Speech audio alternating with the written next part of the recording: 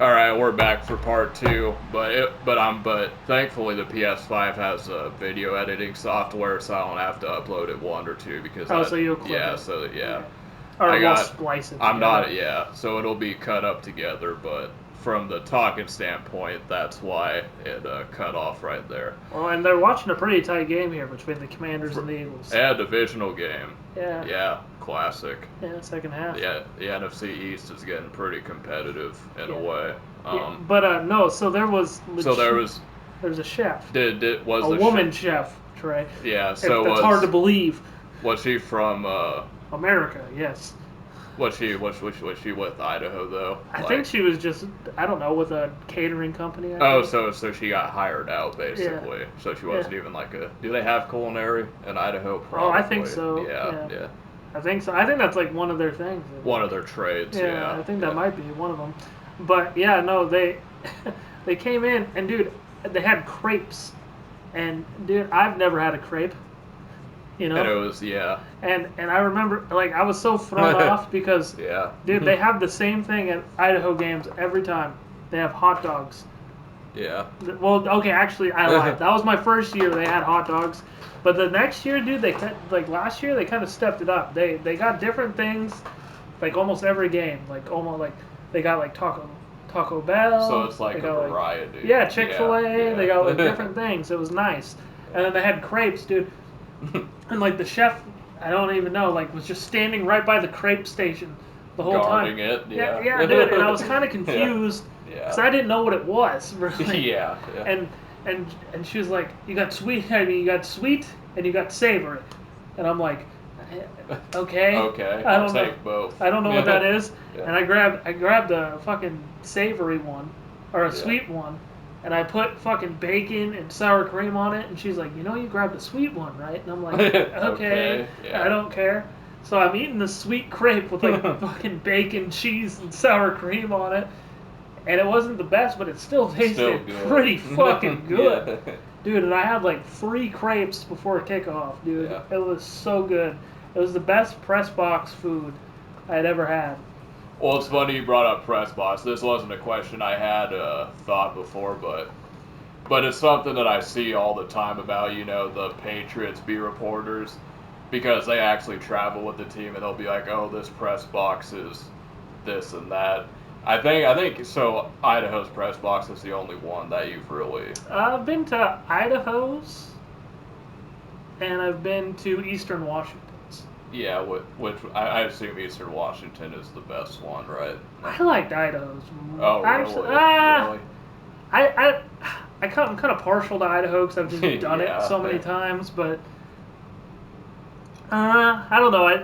I think Eastern's more spacious. Yeah. It's probably better. Yeah. It's honestly probably better. What do you look for in a good press box? What are the Space. And honestly, that's Eastern is better. Yeah. And that's what Idaho lacks the most Yeah. of is space. Yeah. And because you got like the people that work for the school like sit on the top Yeah. and they take up all that space.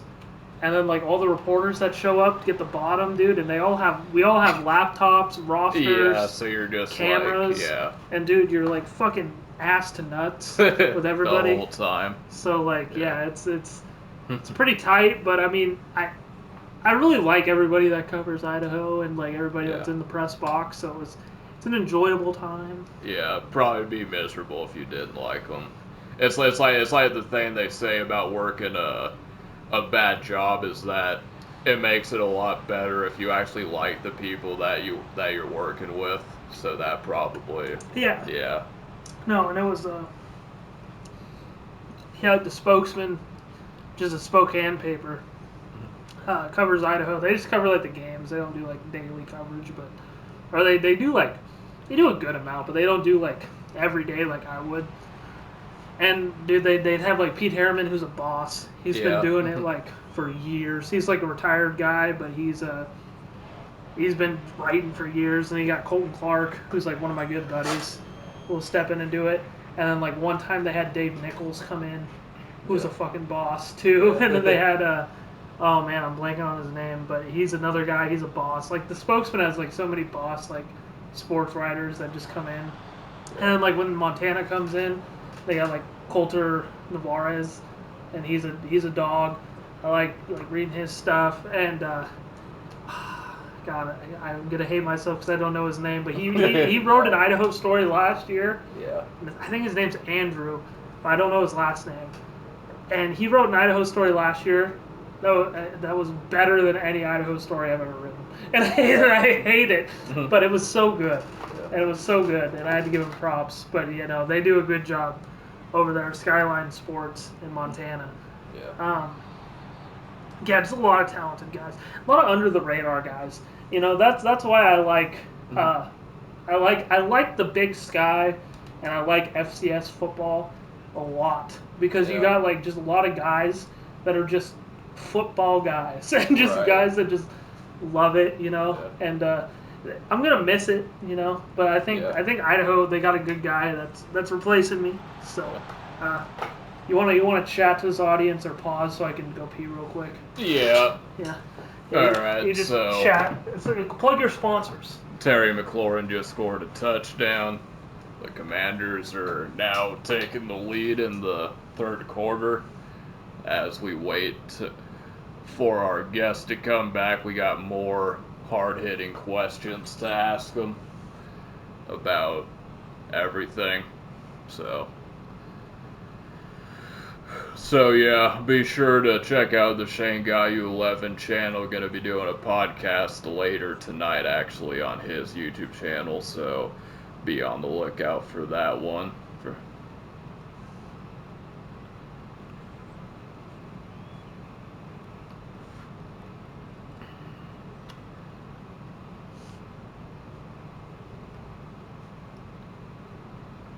That's a pretty long pee. Yeah. Yeah. Had to let it out. Had to drain the lizard, as they say. Yeah. Yeah. This is sponsored by GoFresh. Oh yeah. Yeah. Top 5 annoying YouTube sponsorships. Yeah. HelloFresh, Raycon. Oh, HelloFresh. That's what it is. And SeatGeek. Yeah. SeatGeek is still around. It's hard tea. It'll make you pee. It'll make you pee, especially if it's Jack Daniels. Yeah. So you're a big Coors Light. That's your drink Used of choice. to be. Yeah. Has it changed?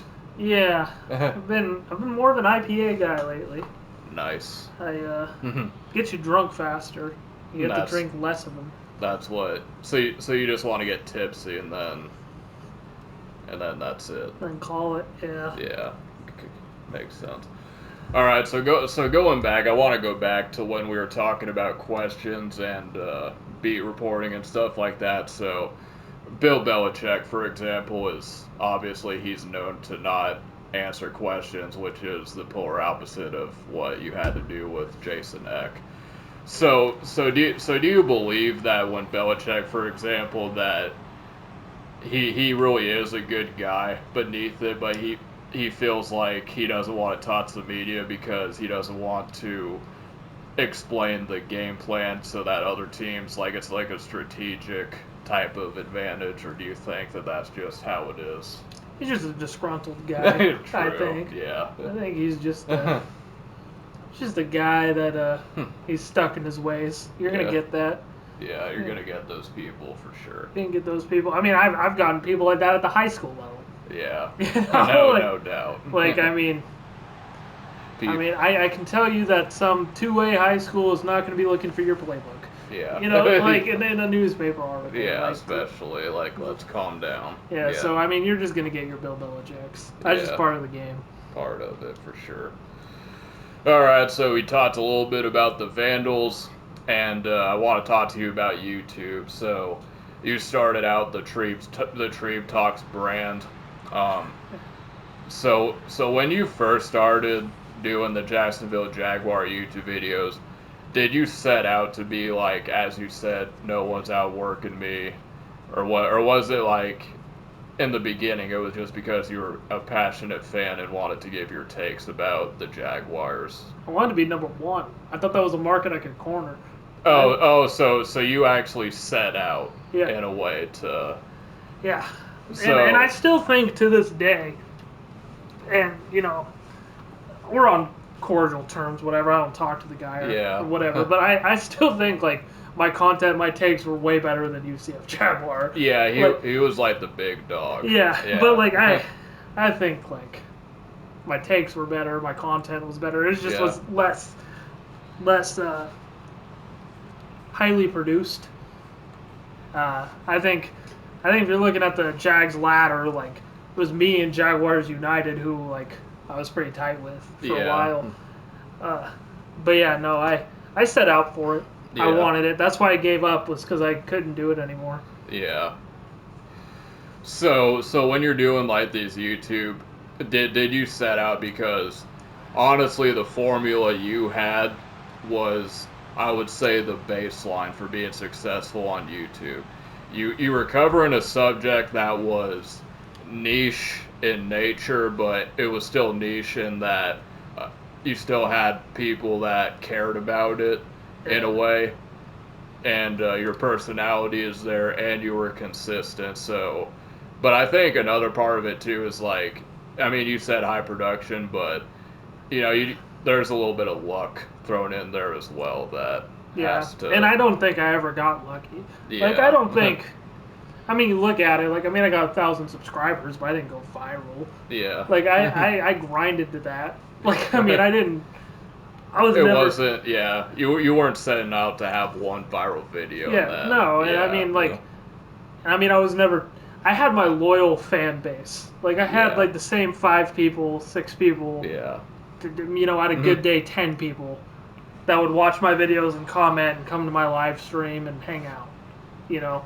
Yeah. And those, you know, to this fucking day, same 4 or 5 people came to my live stream after I came back all these years later. Yeah. Like that's what you aim to have. Yeah. I don't know, you know. That is like a building block to build on to become a successful YouTube channel for you. Yeah, for sure. I mean, you know, I wanted to do the YouTube thing.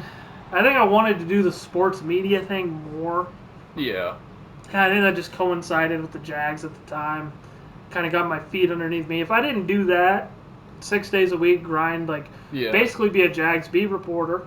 Like, it was lazy. I stole a lot of people's reports, and I mean, I credited them, but like, you know, I literally just took the reports that people said and made a YouTube video about it. But if I didn't do that, I mean, I wouldn't have my career. Yeah. That's like a point blank. Yeah. Like, I mean, I wouldn't. And it helped me get to where I'm at. And honestly, like, you look at all my sob stories that you mentioned in the beginning, which was hilarious. I overthought a lot back in the day, and I wasn't very good mentally back in the day, Trey. I don't know if you remember. I was there. Yeah, I was there. I was fat. Was in a toxic relationship. Let's just call it what it is. Yeah, toxic relationship. I was fat. I was on bad seizure medication. Yeah. I wasn't healthy, you know, back then. And you know, I was looking, I put those videos out there like somebody gave a shit. And and it's you know, it is what it is. I'm good now. Yeah. And people still ask, you know, and that was nice. When I came back, people asked how I was doing. Yeah. That was good. That's good. That was nice, but yeah, it's interesting too, because I remember I was watching the interview you did with Chance Fitness back in the day. Hey, that's a good guy. I haven't talked to him in years, but yeah, he's a good guy. Hope he's doing well in whatever he's got going on. Yeah. But the one thing you guys touched on that I kind of thought was interesting is he was saying, because he is from Jacksonville, and I mean, you might as well be on the moon because you're so far away from that place, and he was saying that the coverage, even in Jacksonville, was lacking. Like even in the hometown, like there wasn't just that much coverage going on. And was that something that you knew back then, that there wasn't a lot of coverage going on, even from a Jacksonville local level? Not really. Yeah. Kinda. I just knew what I wanted to talk about. I knew what I was knowledgeable about. But then after you talk about the same thing for a while, and then it doesn't become, you know, that you just want to do sports media. Yeah. It, you know, you want to do more stuff. Yeah. But to keep going from his point is like you have and then I was watching an interview. This was a while ago, but Tommy Harris, he played for the Bears and the Chargers. He won a Super Bowl. He didn't win a Super Bowl, but he was in the Super Bowl for when they played the Colts. They actually beat the Colts, right? No, Colts got them. Okay. So yeah, and he was saying that when he was playing it was the San Diego Chargers back then, and he was saying the fan base over there was like completely different from the Chicago Bears fan base. That the Chicago fan base was a lot more into it, whereas the San Diego fan base was just kind of whatever, probably because they got so much going on. So when you look at the Jacksonville fan base, do you get the same vibe that they're? I mean, you have some people that support the team or whatever, but do you think a lot of them are kind of like whatever on the football team? No, no. That's just been a shitty. It's been a shitty team for so long. Yeah. And I mean, and they're still out there. But I mean, I think you saw it in the postseason game. Yeah. When we played the Chargers and we came back, nobody left. Yeah. And we fucking completed that comeback, and they were there. You saw it in the Jacksonville era. Jacksonville has fans. Jacksonville's an amazing city I've never been to. And, no. They got fans. Yeah. So you're saying you got their diehards, but I guess they just don't really promote it from the media perspective that much. Well, and I think they do have... Yeah. I don't know what their media landscape is like over there. And I mean, if Chance is from Jacksonville and he said that, and back then, I was ignorant, whatever. But I know, like, Florida Times Union has Demetrius Harvey, who is a very talented writer. Yeah. And that's a newspaper over there. John Shipley, but he does Sports Illustrated. Yeah. So, there are beat reporters that are there. Yeah. There are radio shows that are there locally that if you seek it out, I mean, you can have it. I think the big thing that I filled was the fan niche. And, like, being a fan covering the team as a beat reporter, sort of. Yeah, and then going back to what you were saying about, you don't know if the team really supports you guys, but it does make a difference. I mean, like I said, you have NFC Championship defensive tackle saying how important it was that you had a fan base that actually showed up and was so supportive of the team from his perspective versus you have another fan base that's just kind of, they might support, but they're not like other fans are. So saying that, like, how would you rank the Jags fans? One. I know you're at a 1 with them. One. Yeah. 100% of 1. Yeah. I mean, if you see how that fan base supports that team when they're good, bad. Yeah. I mean, when they're bad, dude, we're on them, dude. We're fucking on them, dude. Number one. Number one. Yeah. I don't even care. Number 1. Yeah. So and then there wasn't there like a big country that you made a video saying about, they were shitty essentially. And that was Big Country. Oh, Big Country. Oh, they're based out. I thought you said a country. No, but Big Country's based out of Jacksonville. Yeah, that's like another it's like SB Nation. That's not like a newspaper. Yeah. So you got the YouTube channel going on. Obviously, there were some roadblocks. Obviously, life gets in the way. You gotta be responsible. You have responsibilities feeding your 3 kids and your parents. And I got this new online editor job, which is nice. Okay. So yeah, let's go to that. I also just wanna, because you've been grinding at the news station, newspaper for a while, and I kind of want to get into the backstory. I know this isn't really a very structured interview where I think it just goes from wherever it goes. 1 minute that's we're why talking. It's great. Yeah, that's why it's great, dude. Nobody has better banter than the TNT podcast. So what it's called. So when you first started the gig with the Vandals, was it at a point in time where you were excited, or like were you just doing so many things at that point to where you appreciated it, you appreciated the gig, but it just felt like, okay, well, now I'm here. This is just something that I have to do to get to where I'm going. Are you talking about when I left to do this new job, or are you talking about when I took it? Yeah, when you took the Vandal. Oh, Vandal dude, gig. I needed it. Yeah. I needed it, dude. Yeah. I was struggling in Sandpoint so bad. Yeah. I hated it there. Yeah. I hated it there. I hated being away from my family. So, you know, Yeah. and it wasn't even that like I was that far away, but like, I mean, you were in Job Corps for a while. You did better than I did, but You missed the Valley. I miss my friends. All of them. Yeah. I missed hanging out with you. Yeah. I missed being with mom and dad. I missed being home. All of it. And dude, yeah. that paper sucked ass. And like fucking, I hated it. Yeah, I think you were saying, because I read the story about, you know, when you got stuck that one time. Yeah. So is that something that you still have stories that you're gonna release at a eventual date on the blog? I think so. Either on the blog, or maybe if we Yeah. make this a more traditional podcast, I'll release more on Yeah. this. You know, if we make we do more podcasts, I'll let some of them fly. But Yeah, you know, no doubt.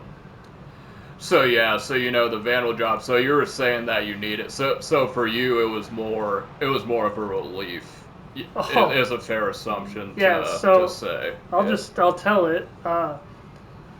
I would call my late great boss, Don Walden. Rest in peace. Yeah, my late great boss, Don Walden. Yeah. When I was working there, and there would be nights, days where I would struggle there, and like mentally, Yeah. emotionally. I mean, there was one night in particular that I came into work late. It was a summer night. When you're the only person there on the summer doing sports, there's not a whole lot to do.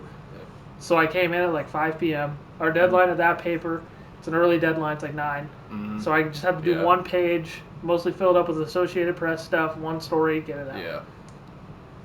And they told me that our managing editor, who sends the paper every day, does everything else, and our other lady that does all the other writing, Yeah. the lady that does the courts and all that, she was not working that day, and the other lady, our managing editor, had worked a 24-hour shift the night before. Yeah, 24 hours. And had called out. I mean, had not called out, but they told her to go home. Yeah. So they come in at 5 o'clock, and they tell me, you have to put out the whole newspaper by yourself in 4 hours. And I had no idea how to do any of the news pages, any of that, and I just had to do it. Just hung out to dry, basically. And I sent the paper like an hour late. Yeah. But you got her done. Yeah. And I remember I called bawling to Dawn and telling him, dude, I was like, I need to get out of here. Yeah. I need to like do something. And he said, well, the Idaho Beat reporter job's coming open. Yeah. I'd like apply. We'll give you a chance. Yeah. And I applied, and he gave it to me. Yeah. And I got to come back home. Yeah. I got to be here. I mean, the first year I was the Idaho guy, it was still kind of a struggle. You know, I still struggled a little bit mentally, physically, all that. But then the second year, really kind of found my footing. Yeah. Got my foot in the dirt, kind of found myself.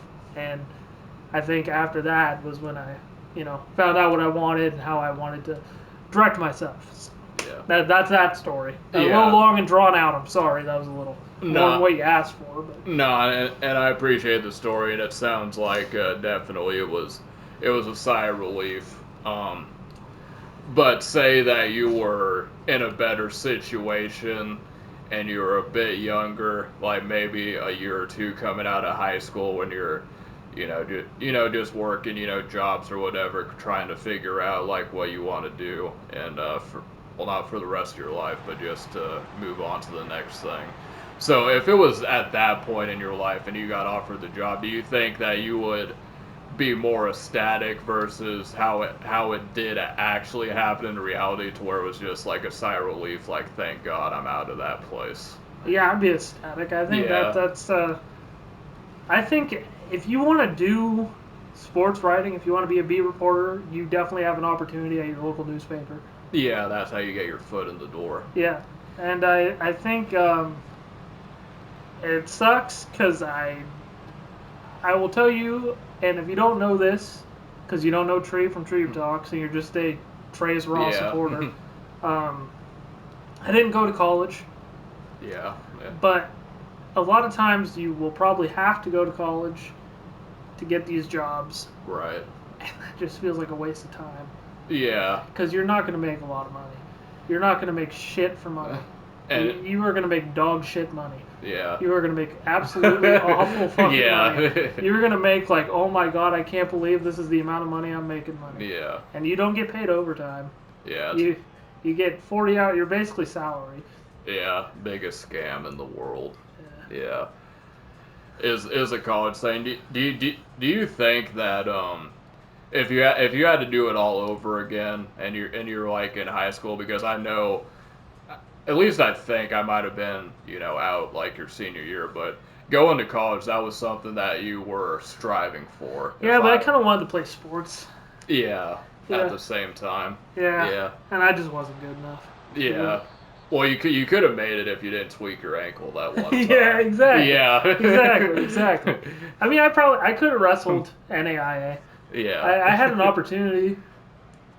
Yeah. I did one opportunity to do it, but they wanted me to drop 30 pounds, and they didn't have a uh, journalism whatever field major, and none of the majors spoke to me, and Colton wasn't going to do it, so I didn't want to do it, so Yeah. I just didn't do it.